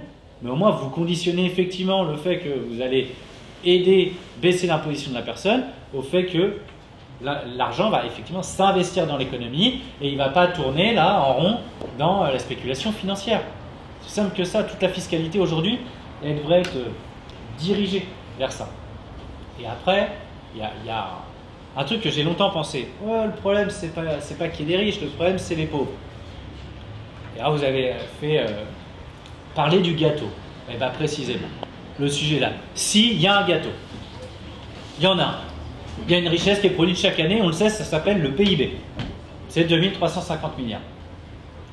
Et alors ce qu'on nous dit, ah mais non, mais attendez, c'est compliqué de changer la clé de répartition, etc. Comment ça, avec l'impôt arbitraire, on va changer les parts, etc. Non, non, laissez, ça se passe bien. En tout cas, si l'État n'intervenait pas, ça se passerait beaucoup mieux. On est soumis à la concurrence fiscale, donc on nous explique qu'il faut baisser les barrières fiscales, et on fait ça depuis 40 ans, et c'est ça qui fait exploser les inégalités. Et on nous dit d'ailleurs, en fait... Oui, ça baisse pas, ça augmente. Non, mais on ne baisse pas notre fiscalité, on l'augmente. Non, mais oui, mais on a enlevé les barrières fiscales quand même. On est ouvert au monde, et donc on a l'Irlande, etc. Et oui, donc mais on n'a pas suivi le pas de la concurrence fiscale. On a fait l'inverse des autres pays, il faut quand même le rappeler. La moins-disance fiscale. Bon, l'exil fiscal, il faut quand même vous rassurer. C'est 800 familles par an qui partent, il y en a 300 qui reviennent. En termes d'ISF, on a perdu par an, sur les 10 dernières années, 170 millions. Non, c'est pas vrai. Les recettes, si. Les recettes, c'est 4 milliards. Donc, il faut être tranquille par rapport à ça. Et puis, de toute façon, on ne va pas refaire le débat sur l'impôt sur la nationalité. Mais c'est vers là qu'il faut se diriger. Mais du coup, ce que je veux dire, je reviens sur le gâteau. On nous explique qu'il faut donner les avantages aux plus riches parce que c'est eux qui investissent dans l'économie. Et donc, on va augmenter le gâteau, ça va faire la croissance et tout le monde va en profiter. Déjà, la première limite, c'est que, du coup, il faut donner toujours plus aux très très riches pour arriver à augmenter le gâteau. Ça veut dire que les très très riches vont beaucoup s'enrichir encore, puis les pauvres, ils vont peut-être s'enrichir un petit peu. Et j'ai envie de reciter Jacques Attali, parce que, qui n'est pas mon modèle, mais quand même, il a des choses, parfois je suis d'accord avec lui. Il avait dit quand même dans les années 80, la croissance, c'est ce qu'on a inventé pour faire patienter les pauvres. Et effectivement, c'est ça. Le sujet, c'est que vous avez une répartition des richesses, enfin, vous avez une richesse qui est produite, la question c'est celle de sa répartition. Et oui, il y a un lien entre les riches et les pauvres. Et vous avez quelqu'un dont on a entendu parler récemment avec Notre-Dame, qui a priori n'est pas un débile mental, il s'appelle Victor Hugo, et il disait c'est de l'enfer des pauvres qui est fait le paradis des riches. Ah oui, parce que vous avez un lien entre les deux. Parce qu'en fait, si vous n'avez pas de richesse, il n'y a pas de pauvres, il n'y a pas de riches. À partir du moment où vous avez une richesse qui est produite, c'est la question qui se pose et celle de sa répartition. Et j'aimerais attirer votre attention sur le fait que l'idée de la croissance c'est une impasse pour deux raisons. La première, on le voit parce qu'en réalité, dans le modèle de la croissance, les inégalités ne font qu'augmenter parce que précisément, on nous dit qu'il faut favoriser les ultra-riches, mais du coup, c'est eux qui captent toute la croissance. C'est la stat américaine qui explique que 90% de la croissance générée sur les 40 dernières années profite aux 1%. Alors on peut continuer pendant des années comme ça, ils vont continuer encore de plus en plus à s'accaparer les fruits de la croissance. Puis après, vous avez un autre problème. Et celui qui me le résout, franchement, il est très fort. C'est la question écologique. On ne peut plus poursuivre la croissance infinie dans un monde qui a des ressources limitées. On ne peut plus poursuivre la logique productiviste à tout va sans s'occuper des activités économiques qui sont faites sans se préoccuper de savoir celles qui sont vertueuses et celles qui polluent la planète. Donc si on continue comme ça, c'est la catastrophe. Donc on est obligé de repenser et de ne plus chercher la croissance, on est obligé de repartir des réalités, parce que la croissance c'est une fiction. La fiction, la plus grosse fiction c'est la croissance. La question c'est des réalités. C'est quels sont les besoins. On a une richesse qui est produite, notre pays il est pas pauvre. On peut peut-être arriver à le répartir. Quel est le seul argument qui nous explique qu'on ne peut pas répartir différemment la richesse? Le seul, c'est qu'on nous explique qu'on ne peut pas imposer les ultra riches comme les autres parce qu'ils s'exilent fiscalement et donc ils feraient s'effondrer l'économie. Et ben moi je dis pas que c'est simple, je dis que toute la politique aujourd'hui, ou quasi, en tout cas une des questions centrales, c'est ça, c'est de penser les solutions pour que ces gens-là ne soient plus dans le consentement à l'impôt mais qu'on les soumette à la loi. On va passer aux questions. Je vais encore paraître pour quelqu'un d'autoritaire, mais c'est des questions, c'est pas des remarques, pas de débat. Vous pourrez discuter avec les intervenants à la fin du débat, donc poser une question, il n'y a pas de souci. On va commencer ici. François Boulot, vous voulez savoir un peu qui il avait en face de lui. Je m'appelle Edouard, je suis assez optimiste. Et ce que je trouve dommage dans le débat depuis tout à l'heure, c'est qu'on n'a pas du tout d'optimisme. Aujourd'hui, il y a un rapport qui est sorti par A.T. Kearney. La France, pour la première fois de son histoire, devient enfin attractive et plébiscitée dans le top 5 des pays au monde, justement avec le critère principal qui est de dire l'imposition sur les sociétés va diminuer. Donc en 2018, la France est rentrée dans le top 5. Donc ça, c'est un peu juste mon premier point, pour aussi répondre à M. Boulot. C'est uniquement sur l'impôt sur les sociétés? Non, les critères sont multiples et le premier qui ressort sur les... C'est la baisse de l'IS. C'est la baisse de l'IS, premier point.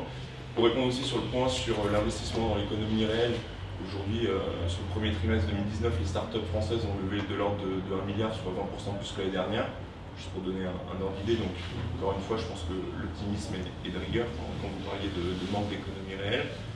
Les opérations secondaires sont taxées, comme les transferts de joueurs de foot, si ça parle à plus, mais en tout cas, ça fait de l'argent dans les caisses de l'État. Et j'avais deux questions du coup. Au final, est-ce qu'on a vraiment la capacité, dans une Europe où la fiscalité n'est pas uniforme, d'aboutir à une révolution fiscale en France? Et pour M. Fouquet, vu qu'a priori vous avez travaillé sur l'histoire de l'imposition, est-ce qu'il y a dans l'histoire des gens qui s'en sont sortis à une belle époque, avec une solution miracle qui tend à trouver le juste milieu entre justement l'indirect qui fait son travail avec la TVA, qui est quand même le premier contributeur de l'impôt français, et un IR, en tout cas des taxes directes qui font que les riches ou... Au début de la Troisième République, c'était égalitaire entre fiscalité directe et indirecte. Donc, la Révolution, c'est une fiscalité exclusivement directe, mais très tôt, dès le Premier Empire, on rétablit donc les droits indirects. Aujourd'hui, le déséquilibre est moins important que sous la fin de l'Ancien Régime. On parlait des recettes fiscales de l'État, et pour soutenir à l'État, il y a certes la TVA qui apporte la moitié des recettes fiscales, mais vous avez tout un panel d'impôts directs. L'IS, vous en parlez, la baisse annoncée est finalement retardée pour les plus grosses entreprises, puisque les 10 milliards de mesures dites d'urgence sociale en décembre dernier sont financées en partie par un renoncement à la baisse de l'IS, donc la trajectoire initiale est maintenue. Vous avez donc l'IS comme impôt direct, l'impôt sur le revenu, les deux ensemble, c'est déjà 100 milliards d'euros. Donc le rapport 2 tiers, 1 tiers, le déséquilibre est moins important aujourd'hui. Il est certain que la fiscalité libérale née de la Révolution est très rapidement inadaptée, notamment au XIXe siècle, puisque c'était une méthode d'évaluation indiciaire, on prenait les signes extérieurs de prospérité, donc ça ne permettait pas de capter les traitements et salaires qui se sont développés au XIXe siècle. Et encore une fois, même au début du XXe siècle, par les impôts caillots, l'impôt sur le revenu caillot n'était pas un impôt honnête intellectuellement, c'était pas un impôt communiste. Et encore une fois, les prélèvements obligatoires étaient de 10%, c'est-à-dire que le contribuable, le citoyen, n'était pas prisonnier de l'État. Pourtant, l'État devait déjà à l'époque être le peuple, mais le peuple conservait 90% des richesses qu'il créait dans sa poche, sans en reverser la moitié et sans devoir s'ingénier à savoir ce qu'il obtenait en contrepartie. Ouais, c'est pas c'est bon. Oui, c'est ouais, pardon. Alors le rapport, j'aimerais bien, j'ai pas vu l'information, mais donc ça nous dit que la France est attractive. je veux la même réponse. Si ça permet l'attractivité, qui permet la croissance, et qu'au final la croissance est captée par les 1% les plus riches, moi ça me fait une belle jambe parce que c'est pas les gilets jaunes qui vont toucher l'argent. Donc si ça sert la croissance, mais que la croissance elle ne sert que les mêmes, dans une toute petite partie, ça ne règle pas le problème. Je doute quand même, mais il faudrait que je vois, je n'ai pas vu le rapport, etc.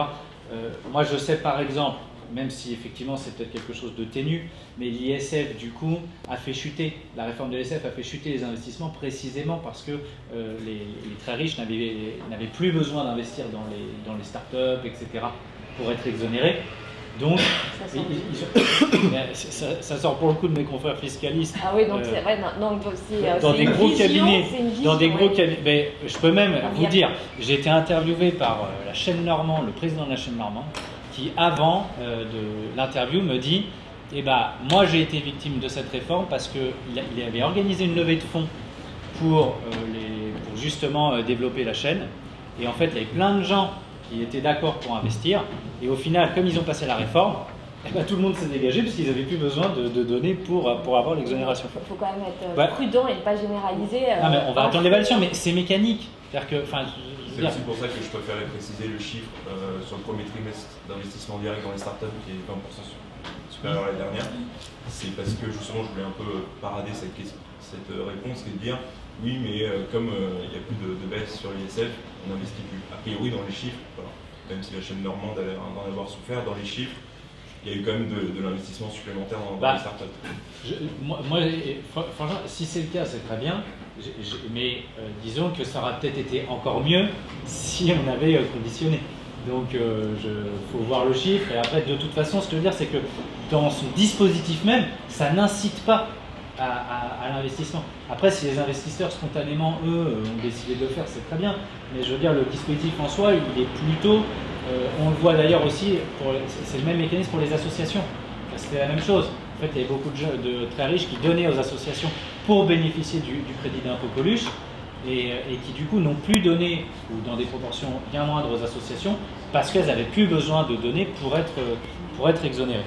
Alors après, il y a la question par rapport notamment à l'Union européenne. C'est clair, hein, de toute façon, tant qu'on aura la libre circulation des capitaux, l'ouverture aux 4 vents, et on a des paradis fiscaux au sein même de l'Union européenne, c'est clair que le problème de l'évasion fiscale, on ne l'aura pas traité, hein, parce que derrière l'impôt sur la nationalité et les peines planchées, le point fondamental, il est la question du fonctionnement de l'Union européenne. Ça c'est absolument évident. Juste un mot pour parler concrètement. En 2018, on a donné, parce que la France, on est les champions quand même de la distribution des dividendes. Donc en 2017, le CAC 40 a distribué 47 milliards, en 2018, c'est 57 milliards. Donc c'est évidemment considérable, et en fait, la logique derrière ça, c'est qu'évidemment, c'est des personnes physiques qui à un moment donné touchent l'argent. En fait, ce qu'il faut comprendre par rapport à la finance, c'est que les gens qui sont très très très riches, moi quand je parle d'imposition, je ne parle pas d'imposer plus, certainement pas les gens qui gagnent 5, 10, 15 000 euros par mois. C'est pas mon sujet. Moi quand je parle des ultra riches, je parle de ceux qui gagnent 100 000, 1 million, 10 millions par mois. Ces gens-là, ils accumulent tellement de richesses, quand ils ont acheté leurs 5 villas, leurs jets privés, leurs yachts, ils n'ont plus quoi faire de leur pognon.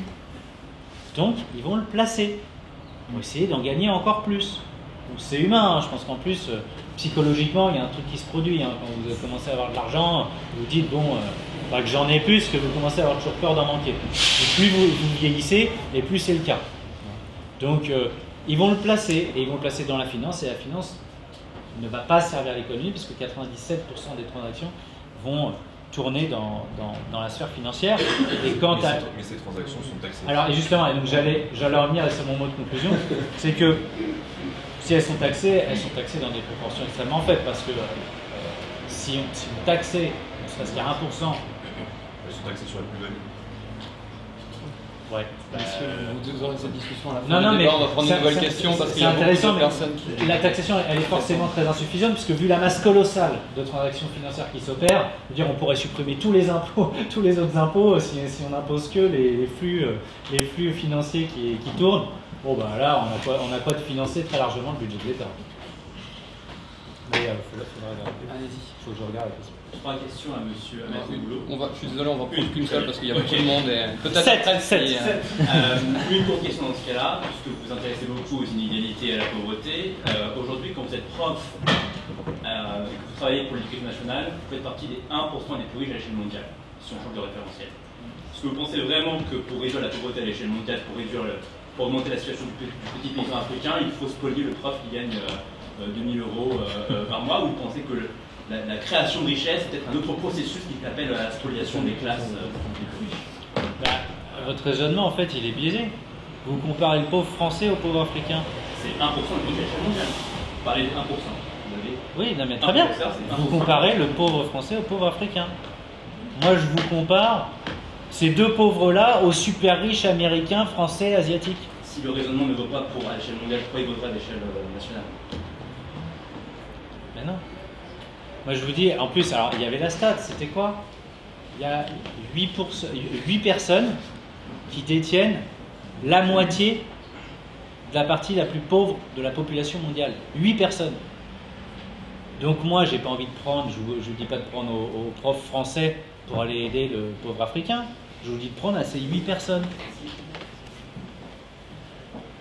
La richesse, vous croyez qu'aujourd'hui, il n'y a pas de richesse dans le monde suffisamment existante, ce qui, si elle était répartie un petit peu différemment, on arriverait quand même à faire vivre un peu mieux le continent africain et un peu mieux toutes les classes populaires et moyennes des pays développés?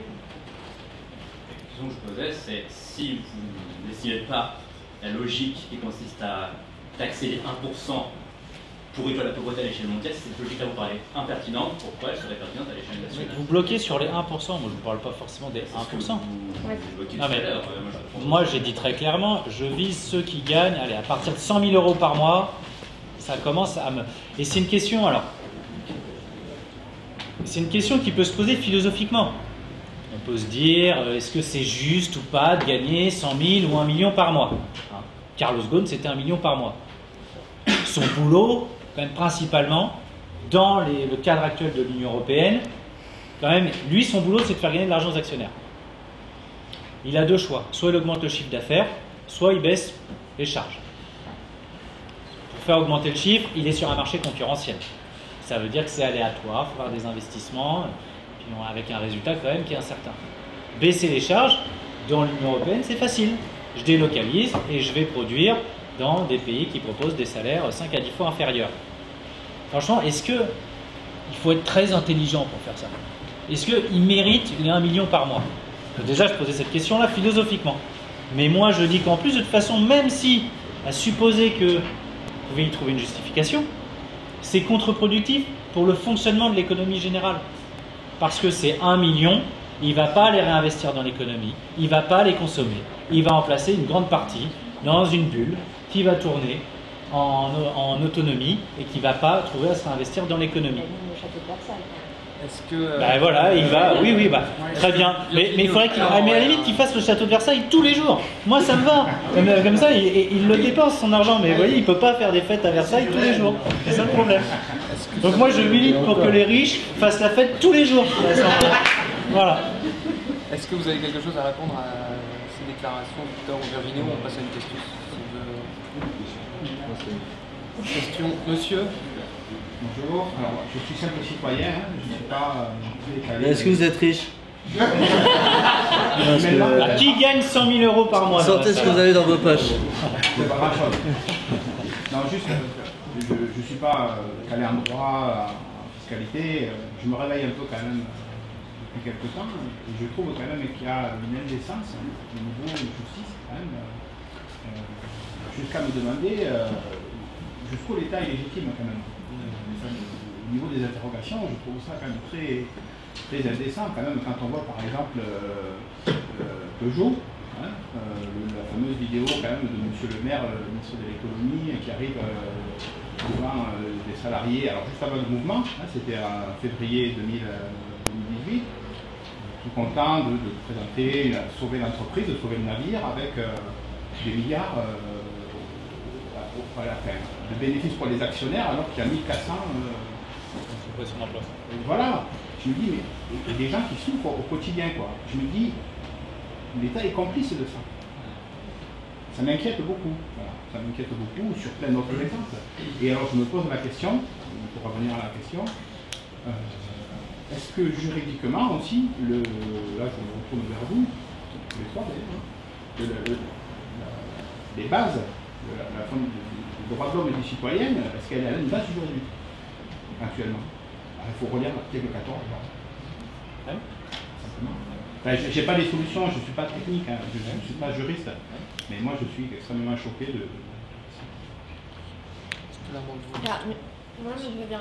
Je pense qu'on est tous frappés par les inégalités et il y a beaucoup de souffrance dans ce pays et c'est vrai qu'on peut se poser la question de taxer toujours plus certaines personnes. Je dis pas que c'est normal, je pense qu'il y a des inégalités, je pense que c'est un constat en fait.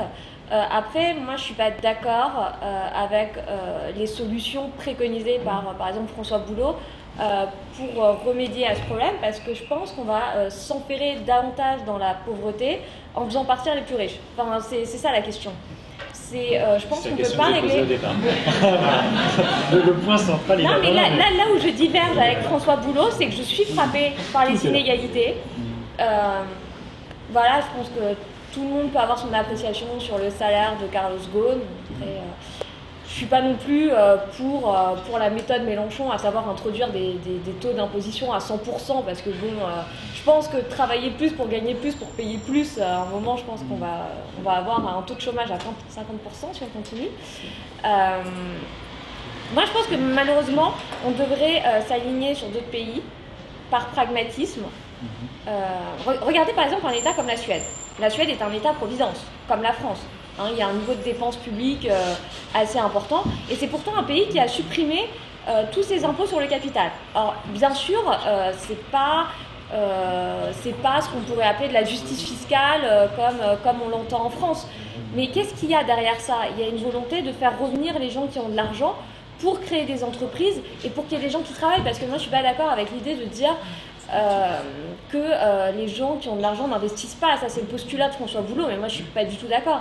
Je pense qu'avant qu'on ait cet État-providence en fait, qui organise la solidarité nationale, il y avait quand même des hommes qui existaient, des groupes, des employeurs, et il y avait ce que j'appelle la solidarité privée, que j'oppose à la solidarité nationale, qui n'est pas vraiment une solidarité, en fait, qui est un mécanisme de confiscation-redistribution, où on parle toujours de la redistribution, mais jamais de la confiscation, parce que forcément, il faut toujours prendre le pan positif.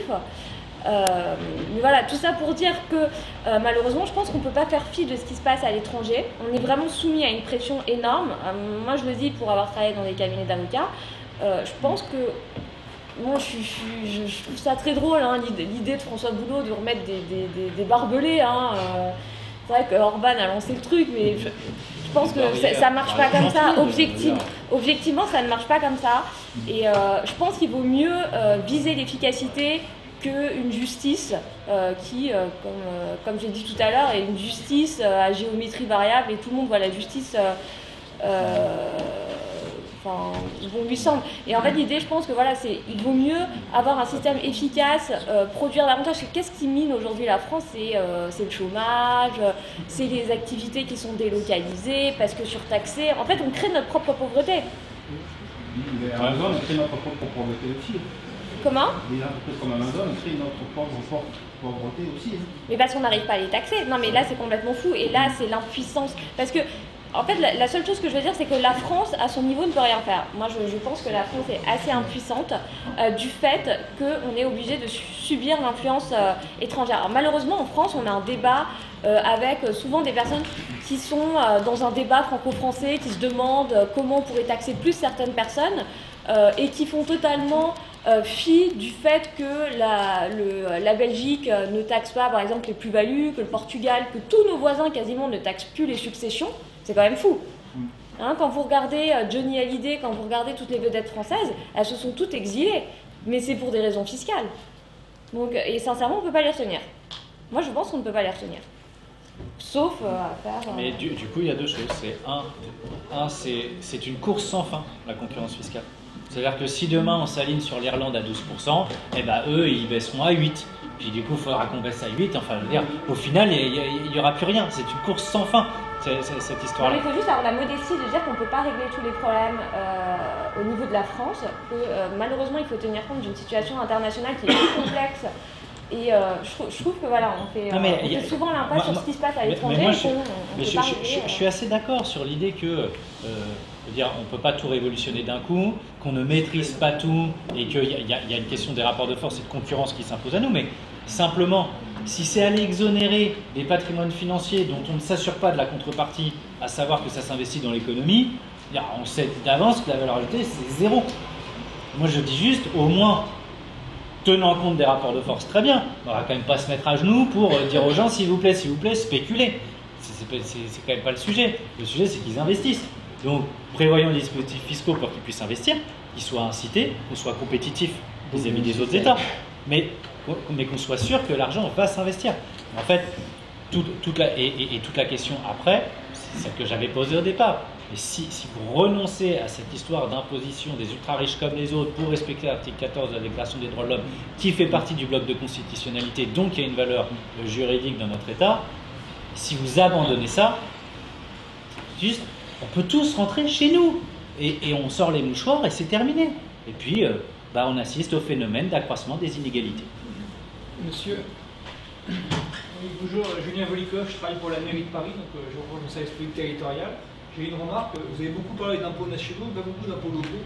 Finalement, on n'a pas eu beaucoup de revendications des Gilets jaunes contre les impôts locaux, parce qu'il me semble que les recettes de dépenses au niveau local paraissent plus légitimes que celles au niveau national, parce qu'on ne les voit plus, parce que les élus rendent des comptes, première remarque. Et deuxièmement, comment est-ce que vous expliquez que ces débats attirent autant de monde? Je m'explique. On a dit que la fiscalité c'était compliqué, que les Français n'y comprenaient rien, et là on voit beaucoup de gens ce soir pour des débats très intéressants. Et moi-même j'étais à Montargis ce jour de l'an, il y avait des gilets jaunes, et beaucoup de gilets jaunes avaient des connaissances assez précises de la fiscalité, c'était beaucoup documenté là-dessus. Pourtant on disait que les Français ça les intéressait pas, c'est trop technique. Donc comment est-ce que vous expliquez ce regain d'intérêt dans cette matière très complexe, c'est très intéressant. Je vous remercie. Je crois qu'en fait, bien sûr, mais c'est comme tout, en fait, tout peut être compliqué quand on ne sait pas l'exprimer simplement.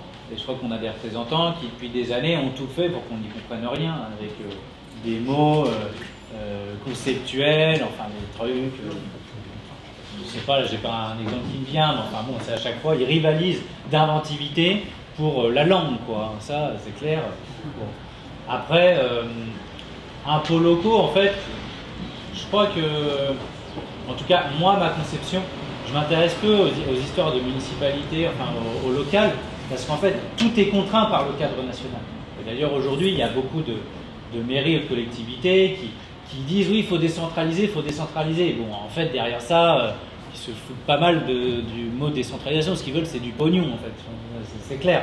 Derrière ça, c'est ça qui se joue. Mais sauf que l'argent, a priori, on ne l'a pas puisqu'on est en déficit au niveau national.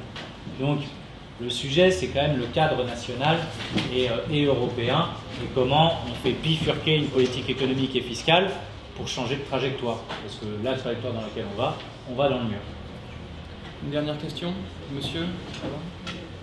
Ou madame, non? Oui, madame, parce que je sais pas si une dame qui a une question.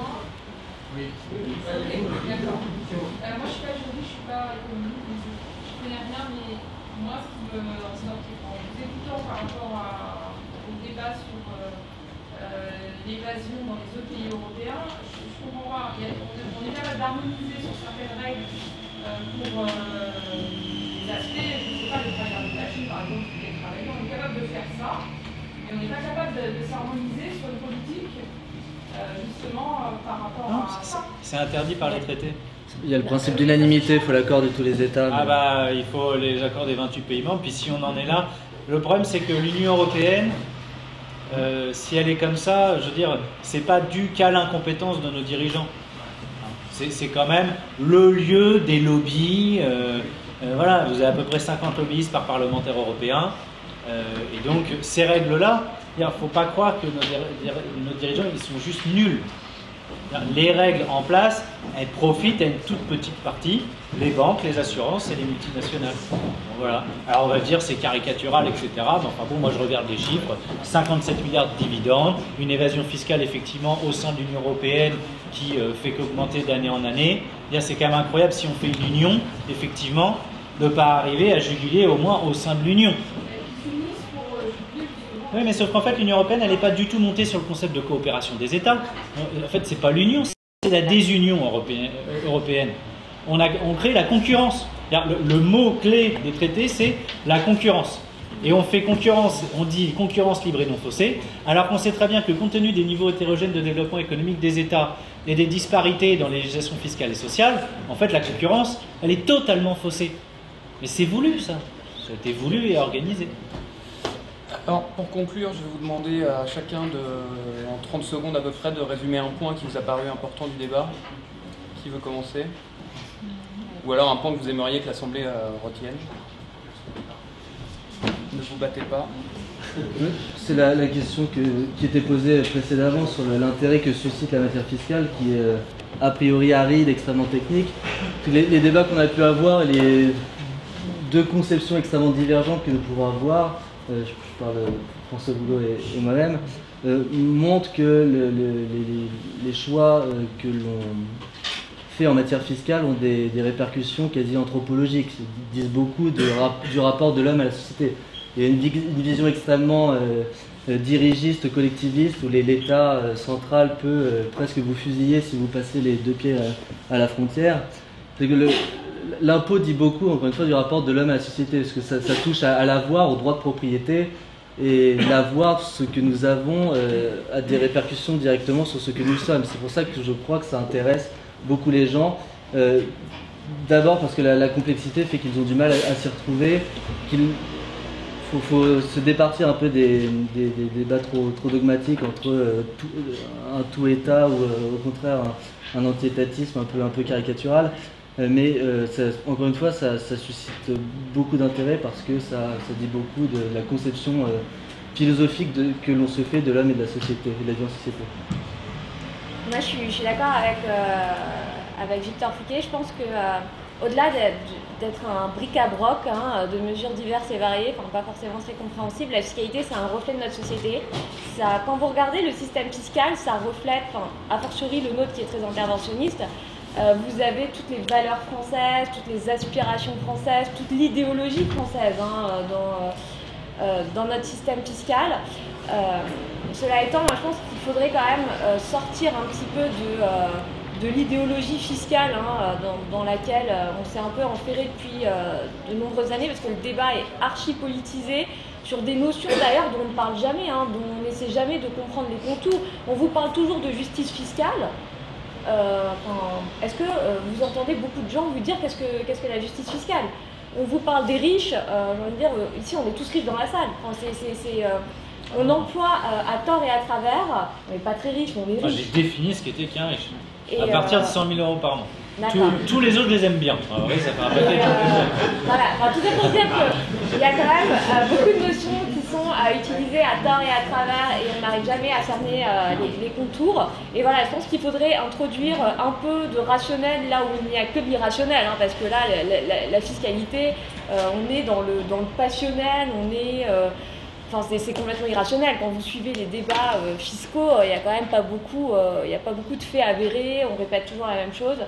Donc voilà, je pense qu'on devrait rétablir un petit peu de pragmatisme et de perspective internationale, ce qui manque cruellement, parce que la fiscalité pour moi n'est pas une question nationale, c'est une question éminemment internationale. Et malheureusement en France, on voit la fiscalité qu'à travers le prisme franco-français. Donc en fait, on se leurre complètement, on se trompe totalement. Voilà. Moi simplement pour résumer en fait les positions, je pense que Victor Fouquet il est dans une démarche de principe, car que j'essaie vraiment pas de caricaturer, mais en gros l'État est confiscatoire, l'impôt est confiscatoire, pas par essence, ou arbitraire. Non, mais il y a certaines techniques qui le sont. Il faut se méfier en tout cas du risque de... Et en tout cas il n'a pas vocation à corriger les inégalités. Le paradoxe, c'est qu'il y a le levier budgétaire pour ça et que la conjonction des deux fait que ce sont toujours les mêmes qui paient. Et avec le discours qui est le vôtre, par effet de miroir, j'ai l'impression de défendre les ultra riches, etc., les riches, aider les entreprises riches, etc. Je défends l'égalité juridique, l'égalité devant la loi, l'état de droit en somme, qui est seul capable de dessiner le cadre juridique d'un État qui soit économiquement prospère, d'une économie qui soit économiquement prospère et qui peut seul réduire durablement la pauvreté et le chômage. Alors du coup, on est d'accord sur l'égalité devant la loi et l'impôt. C'est l'égalité par l'impôt. Non, moi je ne suis pas du tout pour que l'impôt, au final, il ramène tout le monde à 2 000 € par mois. C'est pas mon sujet. Moi je veux des inégalités, mais des inégalités justes. Et des inégalités, elles peuvent être justes si elles sont comprises dans une certaine proportion acceptable. Dire aujourd'hui ça va, si on vit avec 15-20 000 € par mois, a priori on s'en sort à peu près, etc. Mais du coup, moi je suis pour l'égalité devant la loi, et les très très riches, eux, s'affranchissent de la loi, précisément parce qu'ils ne payent pas leurs impôts en proportion de leurs facultés, c'est-à-dire comme tout le monde. Donc à la limite, on serait d'accord sur le principe, et là où on va diverger et où je vais être en désaccord avec vous deux, me semble-t-il, c'est que, en tout cas c'était plus clair pour toi Virginie, c'est que tu dis, mais c'est pas possible, parce qu'en fait on ne peut rien faire pour empêcher l'exil fiscal des très très riches. Des impôts mondiaux. Oui, non, mais du coup, en tout cas, on peut pas. Non, mais une internationale qui créerait. Oui, voilà, il faudrait des normes internationales. Mais en l'état, on ne pourrait pas donc imposer. Voilà. Moi, je pense le contraire, et je pense qu'il faut qu'il y a des solutions qui peuvent être trouvées, et de toute façon, il va le falloir trouver des solutions parce que les inégalités explosent, que du coup, le contrat social est en train d'exploser, et cette question-là, je le disais en préambule, qu'on est au début d'un processus révolutionnaire, j'en suis persuadé. Les gens, donc cette question ne va faire que progresser. Parce que les gens qui se sont réveillés, dans tous les dîners de famille, maintenant ils vont aller en parler, alors qu'est-ce que t'en penses, etc. et machin, mais tu crois pas que. Puis ils vont avoir des arguments, il y a une ébullition, une émulation là qui s'est créée. Donc le débat va progresser, ne va faire que progresser. Et donc, je termine encore sur Victor Hugo, de sa citation qui m'accompagne, moi, depuis le début du mouvement, depuis le 17 novembre 2018, qui disait « Rien n'est plus puissant qu'une idée dont le temps est venu ». Merci à tous les trois.